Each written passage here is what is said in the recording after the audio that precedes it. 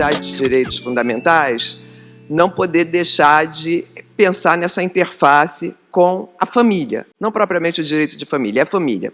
Então eu me propus, alterando bastante o que está anunciado, a fazer uma relação entre família, direitos humanos ou direitos fundamentais e democracia. E para isso eu vou voltar um pouco no tempo e vou começar fazendo uma análise de como essas ideias surgem no contexto da chamada modernidade ocidental. E na modernidade ocidental, com base na principal teoria política que sustenta a modernidade ocidental, que é a teoria do contrato social. Né? O que é essa teoria? Por que ela é tão importante? Porque ela pensa a inauguração de uma sociedade civil formada por sujeitos livres e iguais, pessoas que vão, enfim, decidir os destinos da vida política dessa sociedade. E é um livro que eu gosto muito, de uma filósofa, Carol Pateman, que é chamado Contrato Sexual. É, obviamente, uma paródia. Pergunta, onde nós, mulheres, estávamos na assinatura desse contrato social? Obviamente, não estávamos. Né? O Rousseau, por exemplo, ele vai falar que só quem tem razão pública são os homens. Né? Homens letrados, homens brancos, homens poderosos. O Kant, na Metafísica dos Costumes, ele vai fazer uma distinção entre sujeitos passivos e sujeitos ativos. Sujeitos passivos seriam as mulheres, as crianças, os idosos, os empregados, os escravos. E, como eles não têm razão pública, eles tinham que conferir poderes para quem detém essa razão, que são esses homens poderosos, assinar o contrato. Então, o contrato ele surge com essa ideia ficcional bastante falsificada de pessoas que conferem a esse homem poderoso a possibilidade de decidir o destino da vida coletiva. Né? Então, é o mandato, a procuração, que é a ideia central nessa ideia de contrato. Isso vai permanecer no tempo. Quem leu o John Rawls, por exemplo, a ideia do véu de ignorância, né, é uma ideia também de sujeitos indistintos, sujeitos genéricos, sem sexualidade. E o Freud, por exemplo, ele vai falar que as mulheres não têm superego ou superego muito, muito encolhido e que não conseguem fazer a sublimação, que é uma condição indispensável para a civilização. Né? A sublimação é você conter aqueles anseios mais fundamentais do eros, né? da pulsão da vida. Mas, enfim, o contrato social ele acaba por instituir uma sociedade, essa é a grande novidade da modernidade ocidental, que não está mais estruturada em relações de parentescos. Né? Ou seja, a família ela deixa de ser a unidade fundamental a partir da qual se organiza uma sociedade. E a ideia agora é uma ideia de indivíduo, não mais família.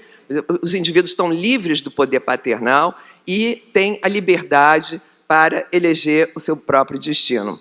E essa teoria do contrato social ela vai fazer também uma distinção rigorosa, fundamental para a sua inteligibilidade, entre a esfera pública, que é a esfera da liberdade, e a esfera privada, a esfera do lar, que a Carol Pateman fala que é a esfera da dominação. E como é que uma teoria que fala de sujeitos livres e iguais chega no campo da dominação? Né? A dominação sexual, essa teoria surge no século XVIII, plena escravidão. Né? Porque ela tem uma ideia, que também é central, de cada indivíduo proprietário de si próprio. Né? Ele é proprietário da sua pessoa. Como ele é proprietário da sua pessoa, ele tem a possibilidade de ceder essa posse a terceiros. Então, seria o que as mulheres fariam num contrato de casamento. Elas se entregam, por meio do contrato matrimonial, aos seus maridos, virando, portanto, posse dos seus maridos. Vários teóricos do contrato social, Kant chega a flertar, mas Locke é absolutamente entusiasta da escravidão, porque diz que, pela teoria do contrato, um escravo pode doar a si próprio inteiramente ao seu senhor. Então, essa ideia da propriedade é uma ideia que vai, enfim, ser central na teoria do contrato social. Isso vai explicar porque a primeira luta das mulheres no século XIX, que é a luta das primeiras sufragistas, ela vai ser exatamente pelo fim da escravidão das mulheres. Tal como os escravos, elas não tinham nem salário, nem nome. Porque os escravos, não sei se vocês sabiam, eles perdiam o nome uma vez escravizados, eles tinham que adotar o nome do senhor. Era uma alcunha que se dava e o nome do senhor, tal como as mulheres quando se casavam, né? Então, essa é a primeira luta. A gente tem que lembrar também que esse é o mesmo século XVIII, além da teoria do contrato social, nós temos o iluminismo, o racionalismo. Por que eu trago essa questão? Porque é um período em que é a dessacralização do mundo, né? O abandono de Deus na política. E para onde vai Deus? Deus some? Não, Deus vai para a esfera privada, né? Deus vai, portanto, formatar esses sujeitos que estão na esfera privada. Vai ser a moral familiar, a moral do escravo. E o Foucault ele analisa isso muito bem em História da Sexualidade, mostrando como a religião católica ela institui um modo de saber que vai ser extremamente proveitoso para a criação da sexualidade saudável e da família normal, que é a confissão, o interrogatório, né? Foucault diz que até o início desse pensamento católico cristão, a sexualidade era algo muito escondido. E ele passa, a sexualidade passa a partir desse momento a ser uma coisa investigada, pesquisada. Enfim, pessoas são, de alguma maneira, estimuladas a falar sobre os seus desejos, sobre os seus sentimentos. E isso tanto no plano confessional, no plano religioso, como depois incorporado pelo sistema médico-psiquiátrico. Então, o propósito do interrogatório não é a cura nem a salvação, mas é catalogar o máximo possível o maior número de perversões, né? Portanto, é uma realidade, vai se criar uma realidade analítica, visível e permanente. A gente vai ter, por exemplo, a homossexualidade considerada como uma forma de vida, uma morfologia, algo que está inscrito no corpo daquele sujeito e que o marca definitivamente. A sexualidade feminina ela é identificada como histeria, a sexualidade infantil como algo contranatural, contra a natureza. A contracepção ela vai ser desencorajada, porque a família normal ela sabe conter, de alguma maneira, o desenvolvimento do seu prazer, ela sabe controlar o prazer e a necessidade da reprodução. Então, nós temos a instituição, nesse período, né, de um regime muito estrito de sexualidade normal e patológica, sexualidade normal e desviada, família normal e família anormal. Eu queria lembrar também que, como eu disse, a teoria do contrato social ela nasce de uma natureza antipaternal, né, o fim do poder do pai e uma sociedade de indivíduos livres. E, portanto, ela tem como característica também o abandono pelo Estado do papel de proteção. E esse papel, obviamente, o papel da família vai ser muito funcional para essa ideia de divisão das esferas públicas e privadas e para a difusão do capitalismo que surgia naquele momento. O Engels ele tem um livro que ele fala da origem da família, da propriedade do Estado, que ele fala que a primeira opressão de classe é exatamente a da mulher em relação ao marido. A mulher é o proletariado e o marido é o capital. Lembrando que nos Estados Unidos, no século XIX, portanto a gente está aí muito próximo dessa ideia, havia a lei dos pobres, ou seja, havia a obrigação da família do cuidado em relação a todas as pessoas que necessitassem algum tipo de proteção. Então, mulheres, por exemplo, que tinham filhos sozinhas e não conseguiam, enfim, não tinham como se sustentar ou sustentar os seus filhos, eram encorajadas a se casar para que para esse marido poder suportar.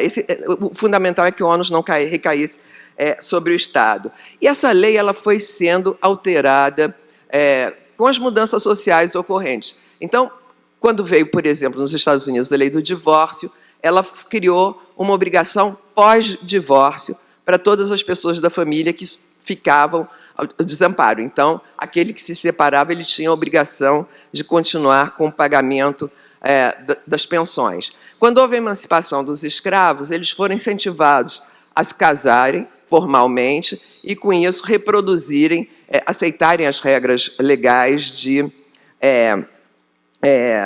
apoio familiar, né, e da dependência mútuas. Bom, esse regime ele segue praticamente inalterado, inclusive no contexto das lutas feministas, que elas não vão contestar a teoria do contrato social, não vão contestar a divisão do público e do privado, até os grandes holocaustos do século XX. Né? A supremacia branca, masculina, eurocêntrica, heteronormativa, ela é ostensivamente colocada em xeque com as duas grandes guerras, com o Holocausto, que ali se verificou, com a eliminação dos vários diferentes, né? Nós temos o Holocausto judeu, mas nós temos a eliminação de gays, de lésbicas, de pessoas com deficiência, de todo um conjunto de considerados anormais. E aí vem o sistema ONU, né? É criada as Nações Unidas, 1948 vem a Declaração de Direitos Humanos, vem depois os dois pactos internacionais de direitos civis e políticos, depois econômicos, sociais e culturais, as convenções temáticas, né, contra todas as formas de violência contra a mulher, convenção para todas as formas de eliminação da discriminação racial, de direitos de criança e adolescente. Enfim, há um regime de direitos que passa a considerar, portanto, a universalidade dos direitos, a interdependência entre eles, a indivisibilidade, a unidade, ou seja, um investimento, pelo menos conceitual, muito grande na ideia de igualdade substantiva, não mais igualdade formal. Mas o que sustentou fortemente essas ideias foi a formulação, a ideia keynesiana do estado de bem-estar social. A ideia do estado de bem-estar social ele vem num pós-guerra, né, ele não tem nada a ver com a implementação de direitos, mas ele surge como maneira de reconstruir a economia. Mas, ao investir no público, ao investir em políticas, ele permitiu, por exemplo, criação em vários países de salários para mulheres que não tinham como sustentar suas crianças, pensões, as creches, as redes de apoio aos idosos, enfim, criou uma rede que permitia às mulheres, por exemplo, sair do lar e assumir funções na arena pública, porque o Estado era responsável por garantir essa participação. Isso corresponde a um período também em que há, e principalmente na década de 60, uma explosão dos movimentos por direitos, e aí a gente lembra dos movimentos das mulheres, muito forte, a partir das ideias, a partir da difusão das contracepções, das novas tecnologias reprodutivas, a busca do prazer sexual independente, a dissociação entre sexualidade e reprodução, nas comunidades, as grandes comunidades gays mundo afora, o início das grandes marchas, o movimento negro, né, Black is Beautiful, enfim, começa um movimento de direitos que contam com o respaldo desse estado de bem-estar social. E no plano filosófico, a gente vai ter no pós-estruturalismo, pós-modernismo, pós-modernidade, né, filósofos que vêm desde o Nietzsche, Derrida, Deleuze, dizendo que, basicamente, que essa divisão público, privado, qualquer divisão binária, homem, mulher, razão, emoção, né, elas são formas de dominação. O pensamento binário ele é um pensamento vocacionado à dominação, porque ele elege um primeiro polo, que é um polo positivo, e o segundo polo, que é o polo desviante da norma. Né? Então, o homem é o normal, a mulher é o desvio do normal. Né? O público é o normal, o privado é o desvio do normal. O hétero é o normal, e por aí vai. O branco é normal, o negro é o anormal. E, enfim, tudo parecia muito bem, eu estou falando ainda no plano internacional, mas assim que surge o estado de bem-estar social, essa ideia keynesiana de economia, na mesma época, pós-guerra, começa a surgir também o pensamento neoliberal. O Foucault vai analisar o pensamento neoliberal, que no seu livro Nascimento da Biopolítica. E ele vai apresentar aqui algumas características, porque são várias correntes do neoliberalismo, eu não vou tratar disso agora, mas que ele surge, primeiro, para enfrentar o estado de bem-estar social. É contra um Estado que provê direitos, um Estado que se encarrega daquilo que seria próprio das pessoas ou das famílias. E ele vai ter duas ideias centrais. A empresa, organizando a vida coletiva, seja no plano político, no plano social e no plano econômico, e a competição. Né? Então, essas são as duas ideias centrais, eu vou voltar a elas rapidamente. E uma ideia de família que ela tem o papel de assegurar o investimento no capital humano. Né? Vou voltar a essas ideias também. Por exemplo, tem o Gary Becker, que é um neoliberal da Escola de Chicago, ele, no final da década de 70, que é quando o neoliberalismo, que nunca conseguiu se firmar como teoria e como prática, começa a despontar no mundo, ele fala que a família no mundo ocidental tinha sido destruída. E aí ele aponta o aumento do número de divórcios, o aumento de famílias chefiadas por mulheres, mulheres casadas como força de trabalho, redução do contato entre crianças e mães e conflito entre os sexos no trabalho e no casamento. E ele diz, tudo isso foi provocado não pela luta das mulheres, mas pelo estado de bem-estar social, porque deu poder a essas mulheres. Então, o neoliberalismo ele começa a ser hegemônico no mundo na década de 80. Eu quero lembrar que, antes disso, o Reagan foi governador da Califórnia e restituiu a lei dos pobres, que tinha sido, enfim, que estava sem uso, sem aplicação. O Clinton fez isso em nível federal na década de 90, e houve profundos cortes, depois da adoção da política neoliberal, no financiamento em saúde, educação e bem-estar social. E, com isso, cada vez mais pessoas eram levadas a buscar um apoio baseadas nas relações de parentesco. E as famílias assumindo a obrigação do investimento nos filhos. Uma pesquisa bem recente do Federal Reserve mostra que há um número crescente nos Estados Unidos, essa pesquisa é muito recente, de jovens adultos de 21 a 30 anos que continuam vivendo na casa dos pais, nesse intervalo de tempo. Isso é uma mudança demográfica absurda da nossa época, em que os jovens saíam das casas nos Estados Unidos, logo que entravam na universidade por volta de 16 anos. E a pesquisa atribui isso à dívida universitária. Com a falta de apoio, enfim, com o fim da educação pública, os pais foram levados a contrair dívidas enormes para que seus filhos pudessem ingressar numa faculdade. A Wendy Brown, uma cientista política, ela diz que essa privatização da educação ela ainda torna ininteligível a ideia da educação como um bem público democrático, um papel essencial na democracia. E ela diz que essas ideias centrais do neoliberalismo, como a empresa e a competição, elas são a antítese de uma ideia democrática, mesmo aquela que surgiu lá atrás, porque a democracia sempre teve como ethos a igualdade.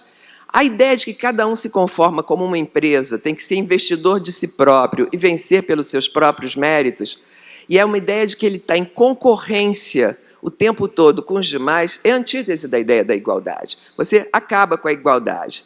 E tem uma outra análise que o Wendy Brown faz, que, ao encolher o espaço público, porque o neoliberalismo ele satura todos os espaços com a ideia do econômico, ele também amplia a participação, a expansão da esfera privada no espaço público. É o que a Wendy Brown chama da familiarização do Estado. Né? Então, ela diz que o social e o político eles não são apenas economizados, mas eles são familiarizados. Ela lembra uma das disputas da Marine Le Pen, na França, em que ela diz a respeito dos migrantes: a chave da nossa casa está nas nossas mãos. Nós abrimos a porta da nossa casa para quem a gente quiser, na hora que a gente quiser e como a gente quiser, né? Então, é a ideia da família constituindo, voltando a constituir, mais uma vez, a sociedade. Com essa ideia de família, não é mais... Isso tem um impacto enorme no procedimento democrático e de legitimidade, porque eles são valores que são deslocados, esses valores deslocados pela família e pelo mercado, eles importam que a democracia não é mais um processo de negociação, de deliberação ou do império da lei, mas da ordem, do ditame, que é a base da autoridade familiar, né? A força é a maneira... E tem uma outra ideia nessa formação das famílias, de espaços exclusivos da família, que são espaços que se fecham em si próprios e têm que se defender de um exterior violento, ameaçador. Então, são espaços que traçam fronteiras espaciais muito rígidas contra um exterior que é inóspito. Como é que se chegou a isso, né? Porque a gente estava, de alguma maneira, a gente está aqui apresentando desde o século XVIII, umas ideias que, apesar das suas disfuncionalidades, das suas falsificações, elas levavam a um ideal de uma sociedade democrática, de uma sociedade de iguais, de uma sociedade que buscava, pelo menos, a igualdade, e que progressivamente ia avançando para isso. A explicação que vem da maior parte dos teóricos é aquilo que o Nietzsche explica como ressentimento, né? Um ressentimento é um sentimento de quando as coisas começam a acontecer de uma forma geral muito mal, é uma crise sistêmica, geralmente, a busca de culpados, aquelas pessoas que são apontadas como culpadas, mas o ressentimento ele é um sentimento que imobiliza o sujeito. O Nietzsche é contra o ressentimento, porque ele imobiliza o sujeito e ele fica num processo acusatório permanente, sem sair para uma luta contra aquele estado de coisas. Ele só acusa, né? Então, se atribui, portanto, aos homens brancos das classes trabalhadoras e médias da Europa e dos Estados Unidos, da Europa e dos Estados Unidos, o fato deles terem percebido uma ligação muito estreita entre o declínio do Estado-nação, e aí vem a palavra globalização, né, o declínio do seu próprio bem-estar econômico e o declínio da sua supremacia branca, né? Então, isso vai ser muito bem capitalizado por partidos de extrema-direita e vai, portanto, gerar esse volume de pessoas críticas ao pluralismo, ao multiculturalismo, às elites políticas, aos refugiados, às feministas, aos negros e negras que lutam por direitos. Então, a raiva contra o politicamente correto e a raiva contra a justiça social, porque é uma justiça social que acabou abandonando os homens brancos. É uma justiça social que chegou para quem, né, não era branco, não era homem, né? E um outro sentimento que é muito, enfim, evidente, é também o niilismo. A gente costuma achar que o niilismo é a ausência de valores, mas não. O niilismo ele é exatamente não a eliminação dos valores, mas a desvalorização dos valores, porque eles perdem a sua base de fundamento. Então, é o que está acontecendo, por exemplo, com a liberdade de expressão, né? A liberdade de expressão, que é um princípio fundamental para assegurar o livre trânsito de ideias, uma discussão aberta, sem recurso à violência, entre pessoas dispostas a ceder, fazer concessões, ela se transforma numa liberdade para expressar o ódio, para falar mentiras, para falsificar verdades e fatos, né? Então, esse é um sentimento que está no mundo na contemporaneidade. E, por fim, eu queria chamar a atenção do reposicionamento político da religião, abandonado para o espaço privado, formatando a família no espaço privado, com um papel extremamente importante. A religião volta para o espaço político com força, né? Ela volta, curiosamente, e há muita pesquisa já aqui na América Latina, do fenômeno na América Latina, começa mais remotamente exatamente no ano seguinte às conferências do Cairo de Pequim, né? 94, 95, há um pronunciamento do Wojtyła contra a ideologia de gênero. É a primeira vez que a expressão é usada no mundo. E há um concílio na América Latina, na Argentina, salvo engano, em 2013, em que vai se falar muito da questão da sexualidade, da orientação sexual e da ideologia de gênero como sendo, enfim, um fator destrutivo da religião e dos pilares da sociedade. Junto a isso, né, dessa restauração conservadora do catolicismo, e isso está associado também com a difusão e a transnacionalização do fundamentalismo evangélico norte-americano. Lembrando que é um fundamentalismo muito no campo moral, da família tradicional, da sexualidade contida, da sexualidade normal e patológica, mas muito ancorado na teologia da prosperidade, que cada ser, para alcançar o reino dos céus, tem que ser uma pessoa bem-sucedida na vida, né? Então, ele tem que buscar o seu sucesso na vida. Vou terminar pensando no Brasil. Por que nós passamos e em que momento nós estamos? Lembrando que a nossa Constituição, o processo constituinte, ele foi em 1987, época de plena hegemonia do neoliberalismo. Era adotado Estados Unidos, Inglaterra, era receita dos bancos de financiamento, do FMI, do Banco Mundial. No entanto, houve uma clara opção por um modelo de estado de bem-estar social. A Constituição, primeiro porque ela parte de uma ideia genuinamente utópica da possibilidade de se partir de uma sociedade colonial, escravocrata, patriarcal, classista, e se construir uma sociedade fundada na igualdade e na discriminação. Está lá no artigo 3º.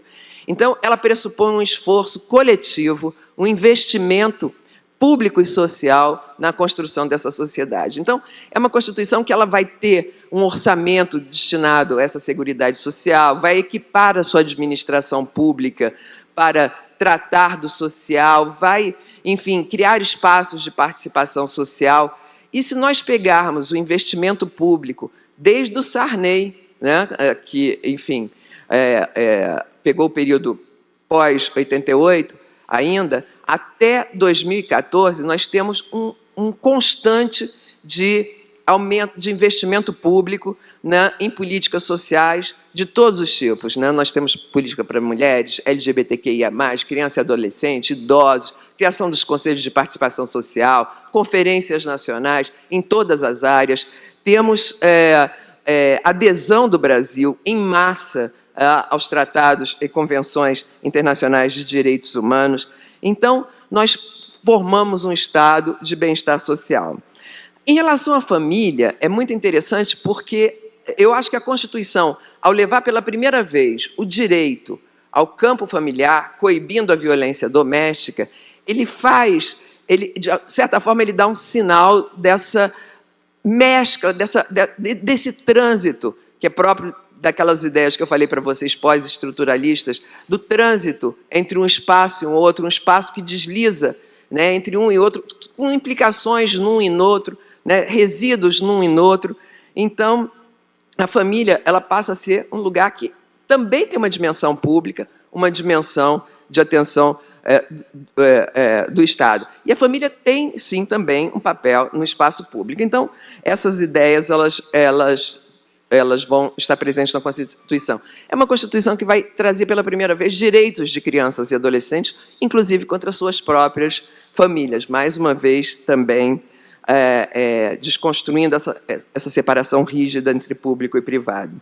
E o papel fundamental da educação, né? Uma educação pública, de qualidade, com investimento público, pisos de investimento, piso salarial para professoras e professores, e com uma ideia de uma educação voltada para a construção da cidadania, né?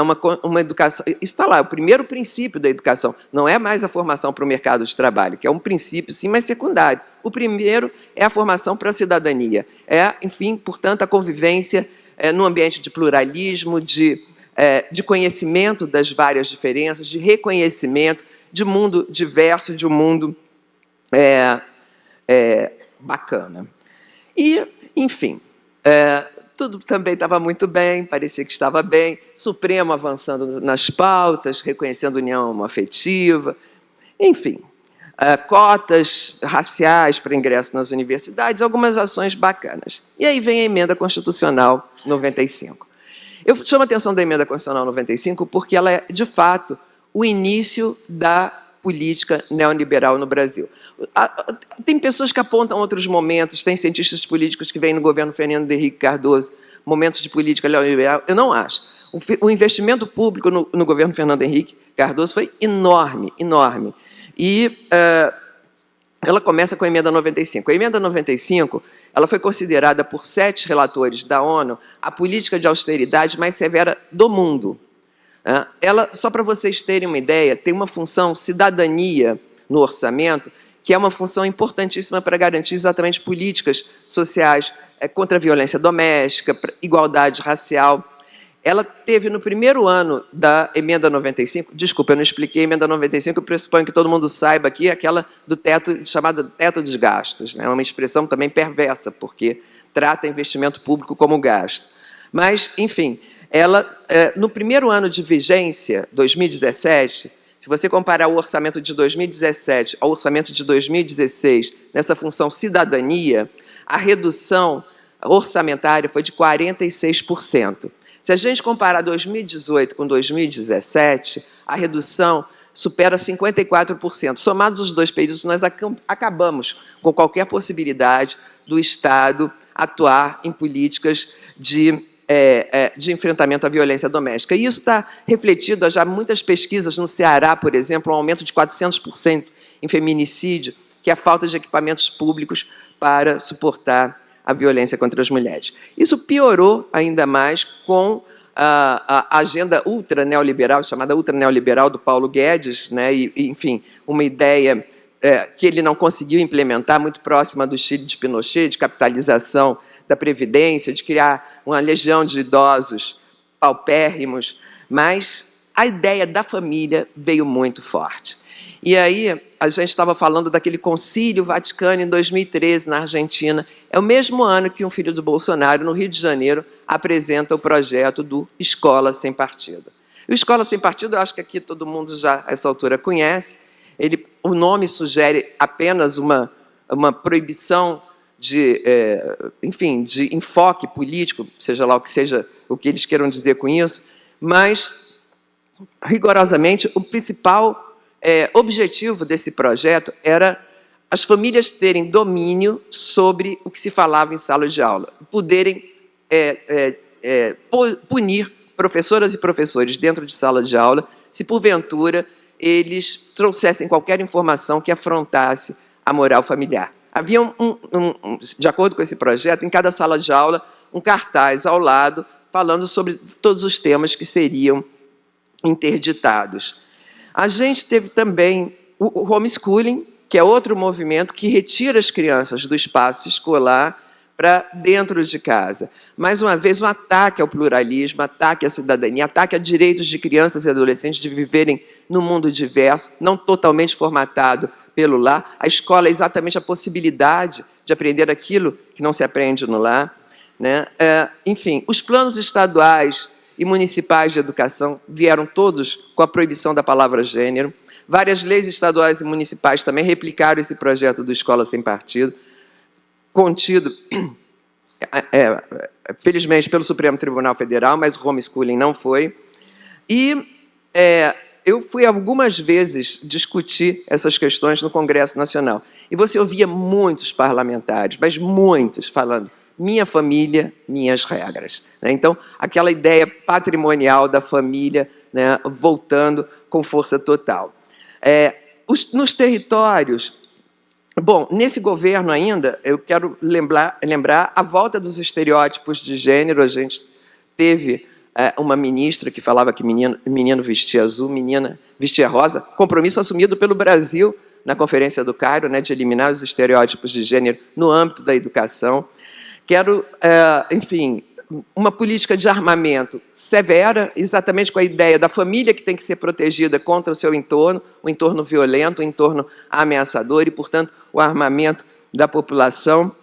E a chegada maciça das igrejas neopentecostais nos territórios periféricos, né? Então, com fundamentalismo religioso, com a ideia muito estrita do que é a sexualidade saudável, do que é a sexualidade patológica, do que é a família normal, do que é a família anormal, e igrejas que começam cada vez mais a se posicionar no espaço político por meio de eleições, né? Então, nós temos hoje em dia um contingente político de religiosos significativo. Quero concluir, enfim, dizendo, nós estamos livres, isso passou de forma alguma, né? Isso está aí, algumas coisas foram contidas, poderia estar pior, mas nós estamos, de alguma maneira, ainda vivendo uma suspensão da Constituição de 88. O seu ideal, ele pode ter sido reposicionado, eu acredito que sim, mas houve um Estado que perdeu a sua capacidade administrativa, a sua capacidade burocrática, perdeu o acúmulo de conferências internacionais, perdeu o acúmulo de conhecimento produzido por conselhos, perdeu o acúmulo de participação social. Isso tudo precisa ser recuperado. Isso tudo depende da luta de todas nós, de todos nós. Muito obrigada.